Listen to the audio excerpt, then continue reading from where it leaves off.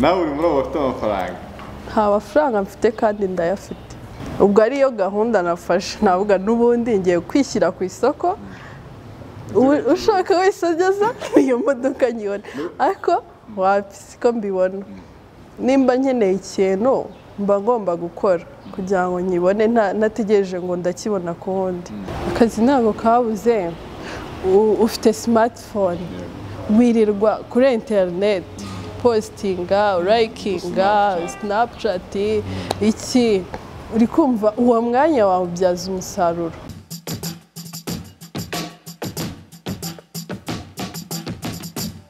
Hello people, nizere ko mumeze neza cyane mudukurikirana muri mu bice bitandukanye hirya no hino ku isi. Ni yawe iki gito tugarutse muri stories zitandukanye, ni Patrick Date Entertainment umunsi ku munsi muri stories zitandukanye. Mbadutse ko turi kumwe na Body Max Fitness, bakubwira ko niba wifuza kuba physical fit, gukora umubiri kuba niyo cyo kugira ngo utakosa bituma amaguha imyitozo ijyanye no kuba wifuza gutera mu gipaso usanga berekeza Kanombe gym muri top kamusoga ugeze kuri Body Max Fitness. Ni gym nziza cyane, sauna and massage, swimming pool, kwano ukongera koga. Ndamugare kuri 0788 twice service mababwiye aruguru. Turi kumwe n'umwari mwiza cyane, tujye kuba twiganirira. Umeze neza? Yego meze neza. Amahoro. Witwa ngwiki? Nitwa Munezeza Aliane. Munezeza cyangwa Munezeza? Oya, Munezeza. Ni kako kari kuri iyo Chanel? Yego. Ubwo si ukwikina? Si ukwikina? Oya.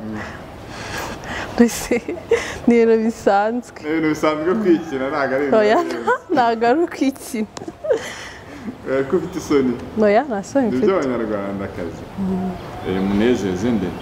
Aliane. Aliane. Yego. Ni akahe kazina ukunda cyane? Ni ka Munezeza? Yose ndayakunda. Kubera icyo ariko washyizeho mu maso? Nuko ari ryo nashakaga. Urumva Munezeze ni izina ritamenyerewe cyane, nigita izina bwite ubundi. Aliane, abantu benshi bitwa Aliane, ariko nta bantu benshi nkunze kumva bitwa ba Munezeza. Njye nyine. Wowe wenyine. Niba urebye ukuntu uteye ubona ari wowe wenyine. Nese hari umuntu uteye nk'undi? Umuntu wese aba ari unique. N'ukuntu wambaye biri unique. Oya, umuntu wese yabyambara. Ibyo bintu wambaye babyita nk'iki? Ni imyenda isanzwe. Nzi ko bafite wenda title yindi muri fashion babyita. Oya, imyenda isanzwe. Gutya karasa n'agakomo wambaye kuko wabiteguye cyangwa wabyikoze? Oya, ntago bisa, nabikubwiye ntago bisa. Ntabwo bisa? Okay, gira gutya na kitrere. Iyo ni impeta niyo bakwambitse nako biyo. Ni uko nakambara ino Chanel. Okay. Ariko ukuntu wabana nayikwambitse byose ni ibintu bya atari babemo. Oya. Ntabwo yikwambitse. Ryari? Sari irihutirwa cyane ra? Ntabwo iri mu byihutirwa. Utagishaka gushaka. Ntabwo bigezweho. Gushaka ntabwo bigezweho. Ese biterwa n'iki? Biterwa n'iki? Menya ari igihe nyine tugeze, murumva hari igihe cyageze umuntu akaba ari cyo kintu kimushishikaje cyane, ariko ubu ntabwo bigezweho pe. No mu rubyiruko ngo nta gahunda rwose yari, ariko igihe umuntu amara no kubona amafaranga akaba ati ndacyashaka iki? Oya, kugira umuryango ni byiza, ntabwo amafaranga yaruta umuryango. Noneho ku mukobwa yamaze kubyara n'umwana aho biba bihugutse rwose kumenya kuri igitekerezo cyo gushaka. Sindabyara aho ngo mbyumve, ariko nawe ufite bawe mwagiye muganira sawa ati ngiye kuba nariboneye. Oya, nta muntu burya igihuza n'undi. Buri wese aba afite ikintu, gahunda ze, uko yapanze ibintu by'ukuntu bikwiye kugenda. Rero sinavuga ngo abashuti banjye bavuze gutya cyangwa bavuze gutya. Ariko gushaka nyine biri mu bintu bitihutirwa. Igihe cyabyo iyo kigeze ubona biza. Ni ibintu da force. Kugira umukunzi se? Kugira umukunzi ni nk'ibyo byose nyine. Ariko uramufite wowe. Unezeza. Oya. Nta mukunzi ufite? Ntawe. Ese ubundi bivuga ko umuntu akundana n'undi byagenze gute? Umuntu akundana n'undi? Ndabizi se, wansobanurira. Kandi mubaje se ubwo mubaje mbizi. Handi ushobora kwemeza urumva ubusanzwe nari nzi ko uvuze umukunzi numva ari mu kintu kimwe usanzwe nari nzi ko wenda kuba twaba turi kumwe gutya nkakwishimira n'undi gutya ubwo urumva mba mfite abakunzi umwe rero umwe ntago mbizi kuko ubu nawe mfite nta n'uwo wigeze simbizi wagira ngo mwatandukanye nawe ko udashaka kubivuga oya ariko navuga ati buriya byo yose kugira ngo wemeze ko mukundana no kuba mwarabanye igihe cyose mutarabana n'itime byahinduka niko ubyemera nawe sha niko mbyemera kuko igihe icyo ari cyo cyose uwo wita umukunzi mushobora guca muri byinshi bibashimisha ariko waza akantu kamwe gusa kakabatandukanye rero ariko iyo mwabanye uravuga ati uru ni urugo rwanjye aka kantu se niko kaba kagiye kunsengera nyine ugakomeza ugatsibara kuri rwa rugo rwawe ariko iyo uri muri icyo gihe cy'abakunzi uravuga kangende nzabona undi urumva bitabipfa nta masezerano cyangwa iki muba mwitaye ariko ubu abenshi baba bati umunsi n'undi urukundo rw'iyi minsi n'ubundi ko byabaye manguhe niyo mpamvu babaza n'ubundi washaka yanabivamo n'ubundi iyo waba wati umukobwa w'ubu barakubanamo ifaranga umusore w'ubu nawe barabara ko muryamana ni uko byabaye cyangwa wowe si iyo sansi ubibonamo ikintu nabivugaho buri wese aba afite gahunda ze nkeka ko haba hari abantu tubwiye nawe umukobwa bavuga ati ngewe nshaka umutipe ufite amafaranga hari undi ku rundi ruhande avuga ati uko waba uri kose nakwemera nyine biterwa nayo simbizi ntabwo iyo mibare njyamo gusa nyine buri wese aba afite gahunda ze n'intumbero ye nimba uvuga ati ngewe gahunda yanjye ni ugushaka umutipe ufite amafaranga ubundi ibindi bikazaza nyuma undi akavuga ati uko waba uri kose nabyemera wenda gushaka umutipe ufite amafaranga aboneka umukobwa ku mutipe waba ari iki umutipe waba ari iki so nabimenya wamfasha kandi twakomeje kugaragara ngo umukobwa arashaka umusore uri kumva nibanze ku ruhande rw'abakobwa urugero nanjye nibande ku rundi gusa buri wese aba afite gahunda ze njyewe icyo navuze kuko abahungu si bo bonyine bagira amafaranga cyangwa se bagira urukundo n'abakobwa barabigira n'abakobwa mu rufite mufite n'amafaranga cyane nawe uri muri abo bafite amafaranga nta mafaranga mfite kandi ndayafite yego nta mafaranga mfite kandi ndayafite ubwo si ubwo abantu bafata iki muri ibyo bafate ko nyafite kandi ntayafite kuko umwana ntabwo avuka ngo ako kanya ahite akura rero kuba mvuga ngo nta mafaranga mfite kandi ndayafite kuba hari ayo mfite hari n'andi nifuza kugira ntayo mfite kandi ndayafite rero si nubwo nta muntu ufite mukundana ariko ushobora kuba waramugeze ese ubundi buriya igihe abantu bakundana kuba baryamana biba ari ikibazo nako se yagiye kuryamana gute ni umugore ni umugabo ko bavuga ngo umugore nyine n'umugabo nibo baryamana icyo gihe nakubwiye ngo ntago biba bifatika kuko igihe n'igihe byarangira gusa uwo mwakundana wese wagenda muryamana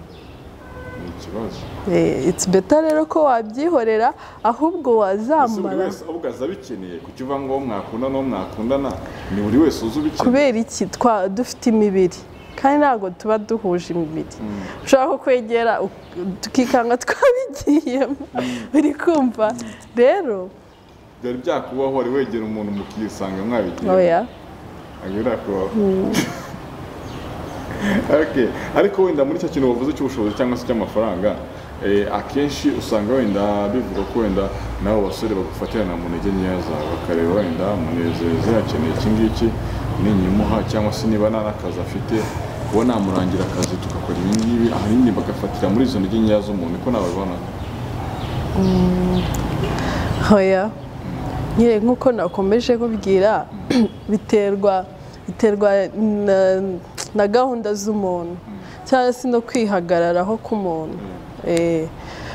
Nshobora kuza nkagusaba akazi mbona ko ugafite ariko ukambwira ati turyamane ubone kubona akazi, none se akazi nikarangira nzongera ndyamane nawe kugira ngo gasubireho. ariko ubwo reka tuvuge wenda ufite telefone nawe biragoye kuko nkawe ufite amafaranga, ufite ka iPhone keza nga 13 urumva byagorana ko kwibeshya, byagorana ko wenda umuntu hari ikintu yagushukisha.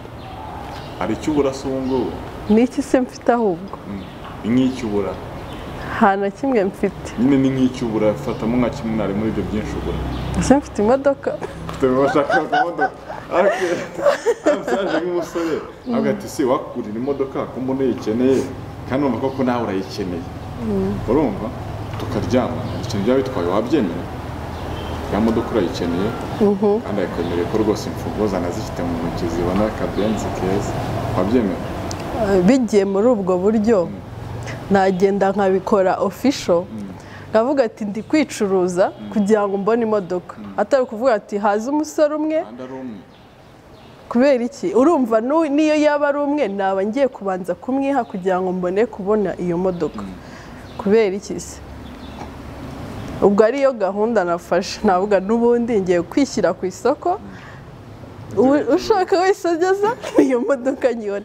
Ariko wapi siko mbibona. Nimba nkeneye ikintu mba ngomba gukora kugira ngo nyibone nategereje ngo ndakibona ku wundi. Mbese ubwo niba uko usobanura kwicuruza abenshi niba babicuruza, niba umuntu ashobora kwaka nk'ibihumbi 10 ukabwita ariko rero uza kuza mu rugo nyaguhe ngamara ko ibyo mukora ugiye gutaka yaguha. Ubwo kwicuruza abenshi niba babikora, niba ariyo sansi ubonamo kwicuruza benshi nyine baba babikora. Kuko nimba tuvuge nimba hari inzu ukeneye kuyigura urajyana amafaranga, sibyo? Nimba nawe ukeneye amafaranga ukayaka umuntu ukagenda mbere ukayaguha mukabanza gukora iyo sexe, urumva ni mu buryo bwo kwicuruza. Nyine nuko mutabivuze mu mazina yabyo, mutabivuze mu mazina ariko uba wabikoze. Kandi umuntu mukundana mukundana iki? Ni umugabo wawe se cyangwa umugore wawe? Ese umugore n'umugabo nibo bantu baba bakundana gusa? Suko nibo baba bakundana ariko nibo bemerewe gukora ibyo bikorwa. Bivuze ko urubyiruko cyangwa se abandi bantu batarabana ntabwo bemerewe kuryama? Baba babijyamo se kubera iki? Kugira ngo se bibamarire iki? Baba bashaka kubyara, gukora umuryango, ukwishimisha gusa. Kandi baravuga ngo harya vuga gutera nyine gutegereza biruta kwihuta, sibyo? Sinzi ukuntu ariko ni muri iyo sansi. Wategereje ko ibyiza uzabibonera ubuzima muri aka kanya. Hari inzira nyinshi ziriho wabona nyine izo 10K ushaka. Zimwe muri izo nzira ni izihe? Ni nyinshi cyane. Ariko niyo ni inzira? Muri izo nzira nyinshi nawe yahisemo iyo ngiyo? Ni inzira ayifata nk'iyoroshye ariko hari igihe yavamo ikindi kintu kimuruhije. Tuge nimba ugiye ukabikora ari n'ubwa mbere kuko ushaka izo 10K ugahita utwita, uri umwana wenda tuvuge urakiga muri segonderi, amashuri ugiye guhita uyareka cyangwa se yakomeze nabwo bikugoye, urumva uba ugiye kwishyira muri za nzira zigoye utagakwiye kuba wajyamo ako kanya. Rero byaba byiza utegereje igihe kiri kizima. Igihe kiri kizima ni igihe muvuye mu murenge. Mu murenge se burabyo nibyo wageze mu mago. Niyo uvuye mu murenge wewe utarakamufana? Hari umuntu mubana tuvuge kugira ngo ahite nyine tuvuge nimba yari afite imitungo myinshi akaba aricyo kintu wari umukurikiyeho, noneho mwajya mu murenge tuvuge mugasezerana bya bindi ngo ivangamutungo risesuye. Urumva ibintu bye uba wamaze kubigiraho uruhare. Rero ubwo iyo hahise hinjiramo n'uwo mwana w'ako kanya biba bigoye. Sinzi nimba bijya bihinduka ariko uko biri kose wanavuga ati njyewe uyu yaranyesikorotse bigenda gutya wenda bakagira ukuntu babyoroshye ariko iyo wagiyemo umwana kandi ari cyo kintu yashakaga aravuga ati afite inshinga imurengera gute yaba adashaka kubana nawe akashaka kukubyarira nkeka ko igihe cya nyacyo ari uko nyine muba mwatangiye kubana kuba mwabana ntabwo bisaba ubukwe kubera iki bidasaba ubukwe ugiye mu ngire wumva wowe ikintu namvaga kinyiza ari uko mwabana ubukwe biragoye kubukora amafaranga ntabwo ubukwe bugoye ahubwo ikigoye ni uguhitamo neza uwo muzabukora cyangwa muzabana uko mugomba kubukora uyu muntu uhitamo neza aze guhitamo gute hari umuntu uba ushaka ngo akore ubukwe abahehe n'abahehe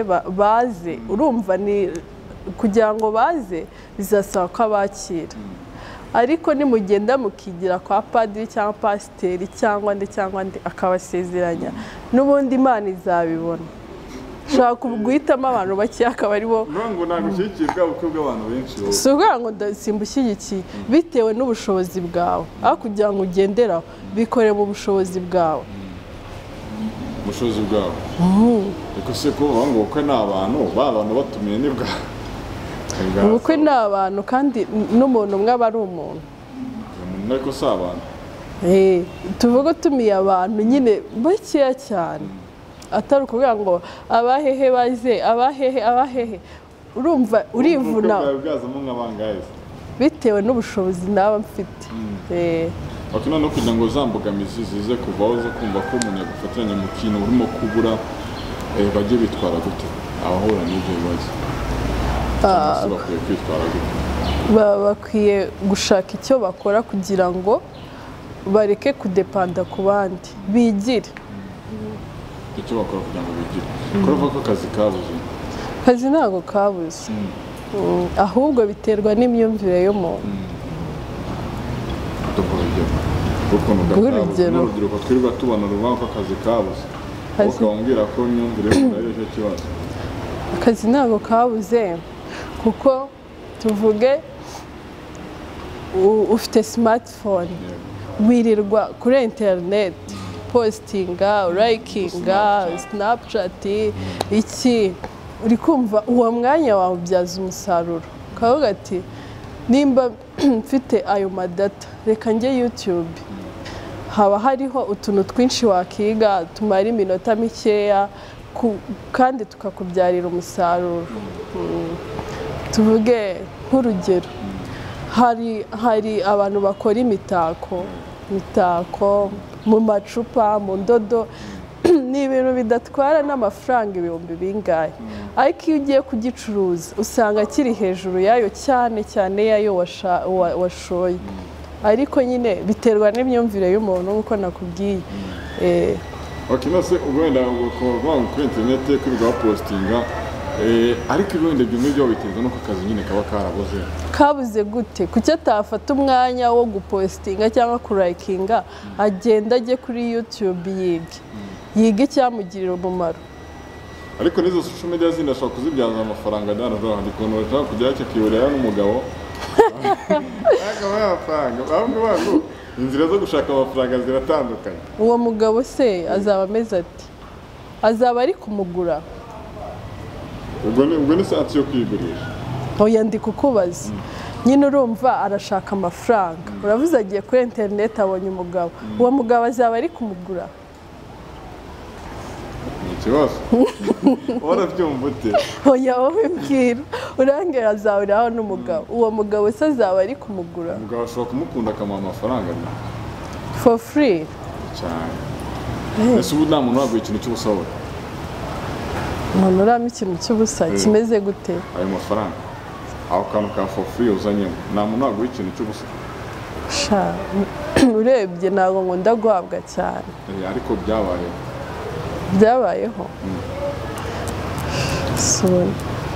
byarabaye ariko bikorwa n'abantu bo mu muryango cyane turimo turavuga umuntu wo hanze oya by'umwihariko igitsina gabo oya nta muntu waguha ikintu cy'ubusa hari ugeze ku kigasuka cyane yakimate ntagishaka aho rero niho hahandi kuko nyine niba umuntu akora yifitiye ubushobozi nta kintu waza kujya ute kumushukisha ni ukwihagarara ariyo mpamvu ubu n'ibintu by'inkundo usanga uba warabikatiye ahubwo ukizuba nibwo nifite ibiceri byanjye ahubwo nazaza kwiyarya oya amafaranga ntabwo ajyana urukundo ahubwo hari ibintu biba bitihutirwa ibitihutirwa ari ibihe uko wavuze ngo ku mukunzi ng'igikwe ni ibintu biba bitihutirwa bitihutirwa no kubanza gushaka amafaranga hari ukuntu uba wenda tuvuga uri mu rukundo n'umuntu ku buryo akumenyera buri kimwe cyose kandi nawe wakabaye kuba hari ikintu nyine mwasangira ukuntu rero ntabwo ari byiza guhora utegereje ngo umuntu arama ariko se aguhaye aravuga ati rega ese hari umuntu wanga impano nta muntu wanga impano ariko iyo ubikoze gutyo imitima y'abantu iratandukanye kandi iranahinduka ni inkuru nyinshi iragiye mbona ngo namwishyuriye minerivare igiko kirabaye aratambutse ari kubona umwobo urimo inzoka urumva icyo gihe yabikoze kuko bakundanaga umwobo kubona ate ndabizi se ni videwo ya trendinze yarange mwarayibonye ubwo biterwa nuko aho ngaho ni cyagiye umuntu ushobora kwishyura nka minerivare bikarangira usibye na minerivare n'ikindi icyo ari cyo cyose nakubwiye imitima y'abantu iratandukanye bikarangira umukatiye akaba yakwereka inzoka mu cyangwa akagukoresha hari n'ikindi gihe bigeze kuvuga ngo nimbaga amasorori n'amasafuriya biri kuguruka ni ibyo ngibyo utinya rero oya si ukuvuga ni ukubitinya ahubwo simba narabishaka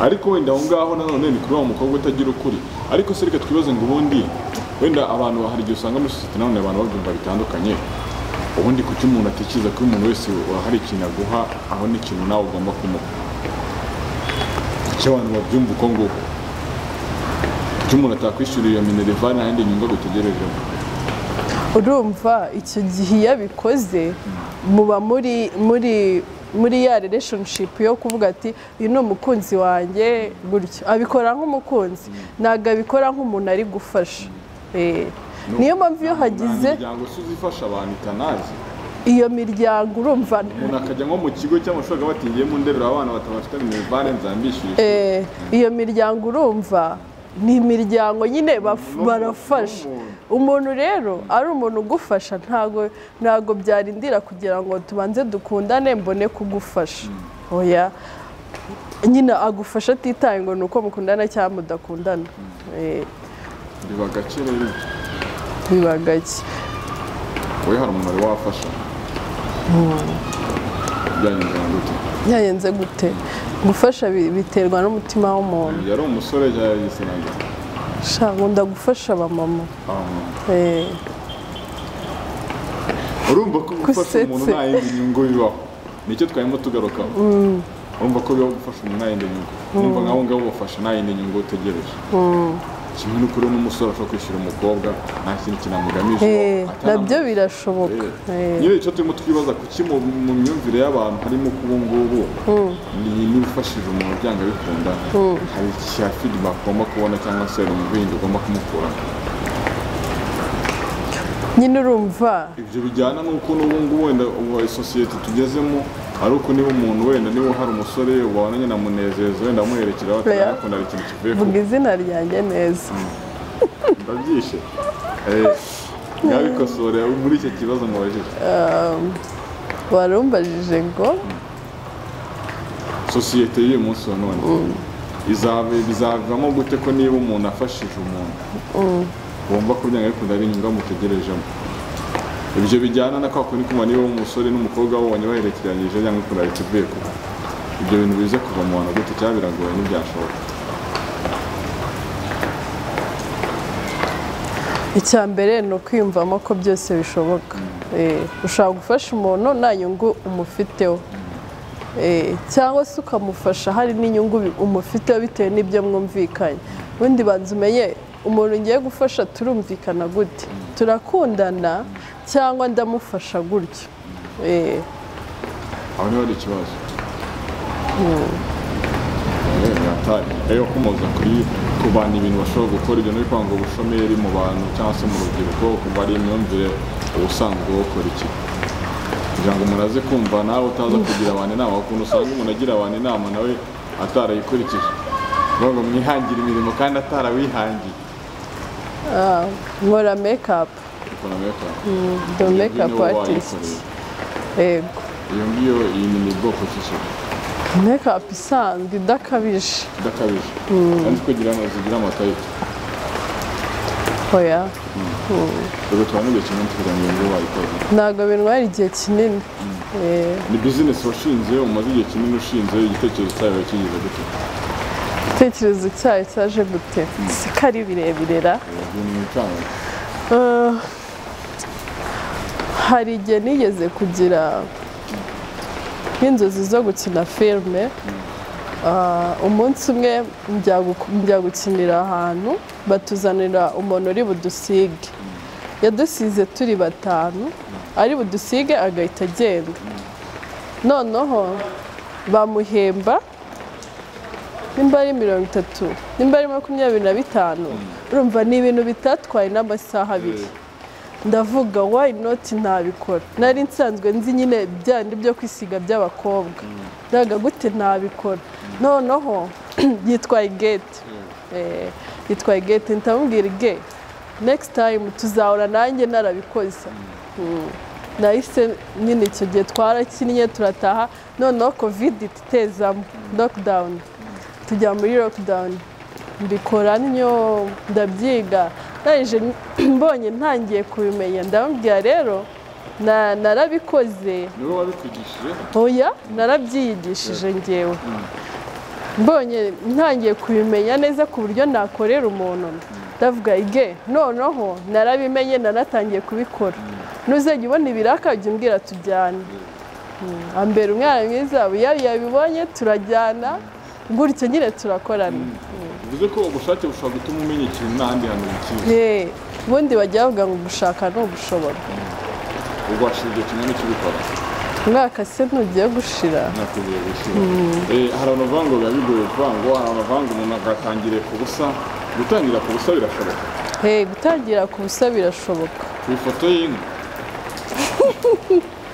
ugahita utangira bushe gutangira ku busa ntabwo bibaho baba babeshya abantu umuntu aba yari afite nk'ahantu akahagurisha akabona igishoro gutangira ku busa ntabwo bishoboka gutangira ku busa birashoboka icya mbere banza umenye si ikintu ngiye gukora ndagikunze ese nzagishobora nzagiha umwanya uhagije ubu ngo icyaguhaye cyangwa icyatumye uba interese ni uko wabonye amafaranga umuntu akoreye mu gihe urumva ibyo ari byo byose umuntu ajya gukora ikintu ashaka amafaranga noneho muri iki gihe yaranabuze narabuze reka ngiye gukina filime ndabona ari byo bintu bigezweho wenda nzakuramo izo kashi ngezeyo mbonye yakoreye mu minota ingahe ndavuga kuki nabikora birangira nyine yabijana nyuma yo kubigezemo umuntu yavuga ko ni ibiki bigaragara amaze gukuramo ku buryo umuntu uri kugira ngo kumva ko nyine ari akazi katunga umuntu ikintu umaze gukuramo ntabwo ari byo byonyine nkora ndi n'umucuruzi curuza amashuka amakuvureri amarido amasume ibintu nk'ibyo wabikuye muri makeup hari bimwe na bimwe nagiye nongeramo nakuye muri makeup ubu ngubu bikaba bivuze ko urebye ko watangiye naho ugeze ubu ngubu ari kwizera ko ari ibintu umuntu yakora bikamubeshaho ni ibintu umuntu yakora bikamubeshaho nkorera Kicukiro ariko hari igihe ujya gusanga n'abantu mu rugo ahantu hose nta hantu ntagusanga niyo kwaba ari ugutega indege gukora mu makeup ugasoza cyane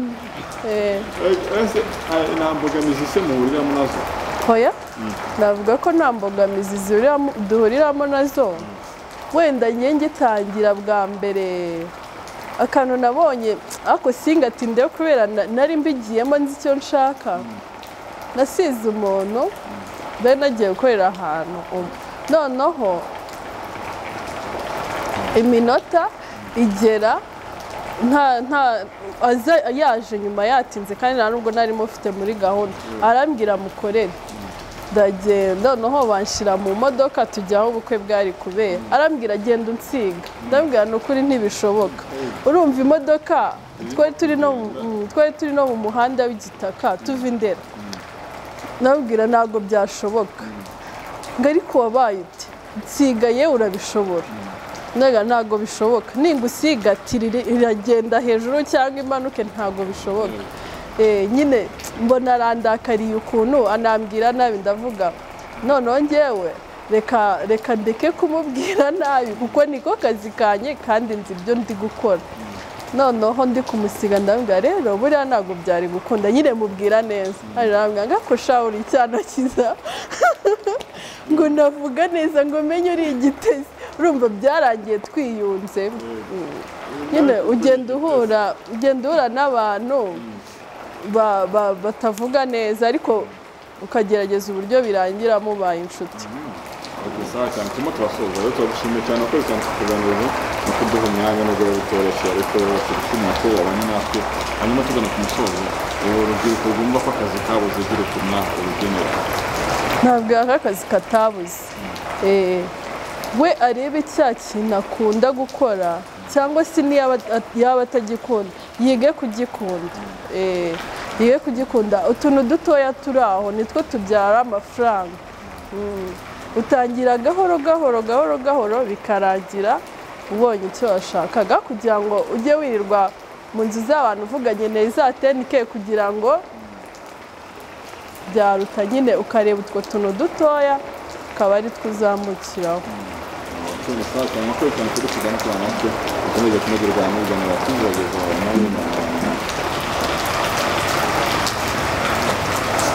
ese wa mugani ubwo tuba dusoza ariko tubwira abantu ukorera hehe warangira neza niba hari na social media bakubonaho twari dusoza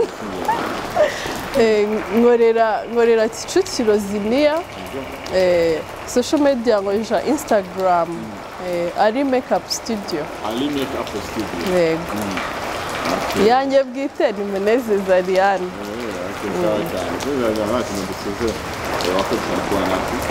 namwe mwakoze cyane